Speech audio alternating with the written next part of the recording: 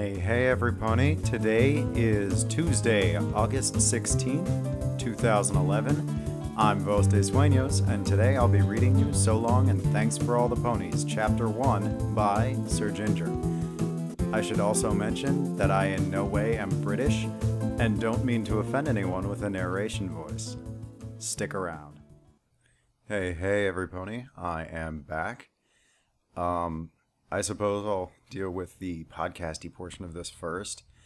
I think that the way that I'm going to handle these is I'll start off with a brief sort of Q&A podcast kind of thingy, and then I'll move on to actually reading a chapter or two of a story.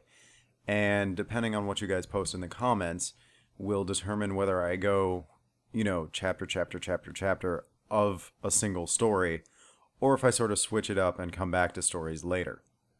But as an immense fan of the Hitchhiker's Guide series, today's reading will be the first chapter of So Long and Thanks for All the Ponies. In addition to that, I would like to answer a question that came up on episode 0, which was, will I be reading any Lunafix? Yes. My favorite ponies oscillate between Luna, Lyra and Octavia, and Bonbon, and Ditzy. So chances are that's more what you're going to get from me, along with the occasional thing with the main 6 and Grimdark stuff, since that's what people seem to love for some reason. Or ponies, what all you ponies love, out there in mystical internet land. But in addition to that, I started recording yesterday for the first episode, and it's a lot more difficult to have people huddle around a microphone as though it were the only source of warmth in this cold, desolate wasteland than you would think. So that episode, which is only half done right now, is also going to take a really long time to edit, whereas when I'm just working by myself, it'll be a lot faster. So while I'm waiting for Osiath and Adam the Person to get back to my house, I'm going to record this episode in the meantime. So technically this is episode 2, but it's going to go up as episode 1.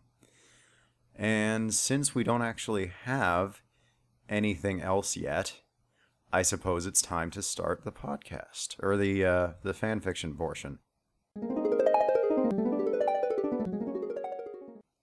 So Long, and Thanks for All the Ponies, by Sir Ginger.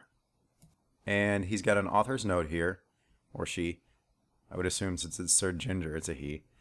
A large number of the concepts and jokes in this fiction may require knowledge of the original masterpiece the work is based on. Concepts like the infinite improbability drive, whole sort of general mishmash, or pangalactic gargle blaster can most easily be explained by a quick look at, and then he's got a link here, http://hhgproject.org/index.html, or just reading the books. Furthermore, I am assuming that pony-style life forms are as ubiquitous as human-style life forms seem to be in the original work.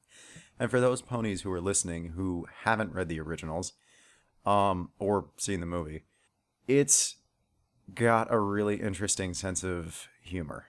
So, without further ado, The Hitchhiker's Guide to the Galaxy has this to say on the subject of ponies. Cute.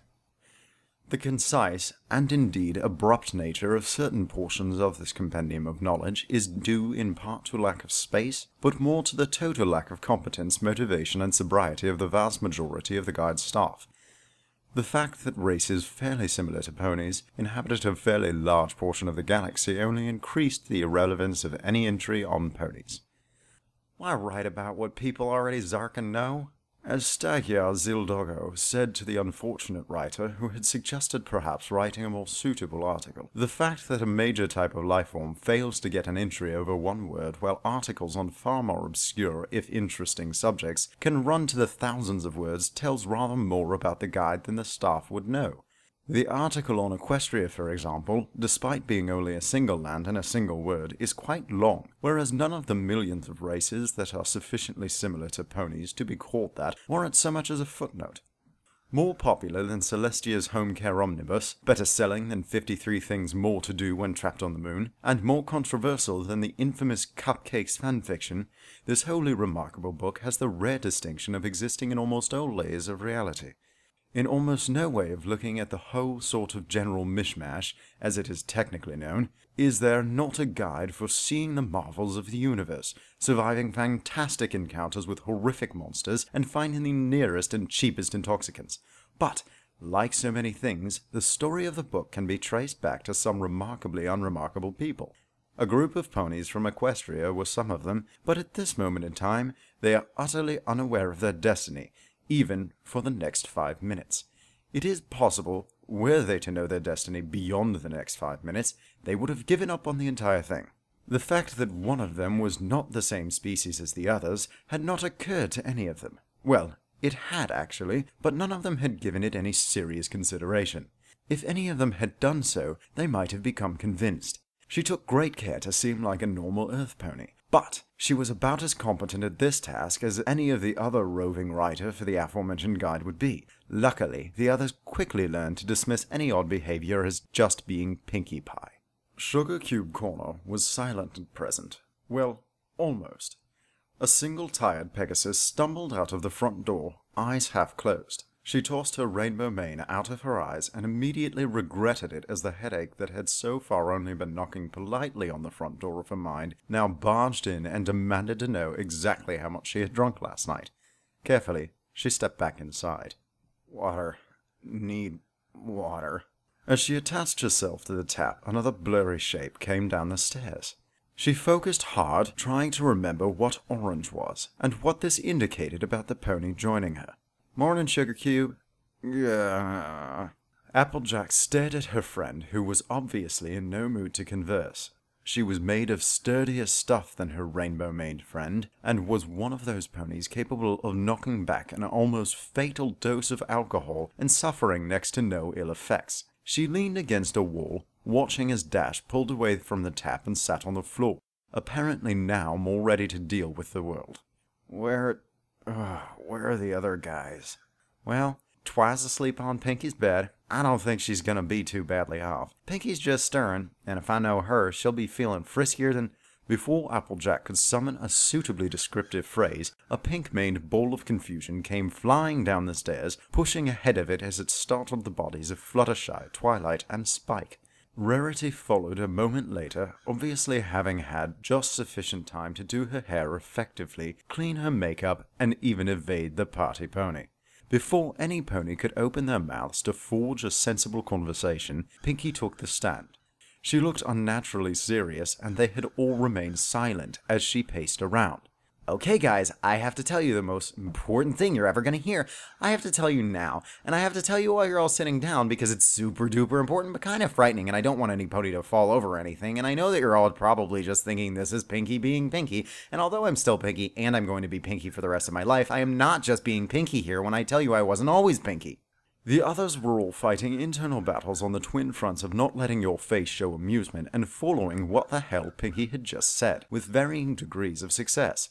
Dash was fighting yet another battle, the hard front of not giving up on the entire concept of living. She rallied sufficiently to inquire as what the hell she, Pinkie, was talking about, and how she, Pinkie, expected her, Dash, to listen properly when her, Pinkie's, voice was both several octaves higher than was comfortable for her, Dash. Especially when she, Dash, was seriously considering going straight back to her, Dash's, bed. The others concurred, but without resorting to the multiple expletives that had been left out for decency's sake. Seemingly unfazed, Pinkie continued. What would you guys say if I wasn't actually raised on a rock farm? Twilight scoffed a little. Frankly, Pinkie, I'm surprised that you expected us to believe that in the first place. Rocks aren't like the weather. They happen. Without ponies helping out.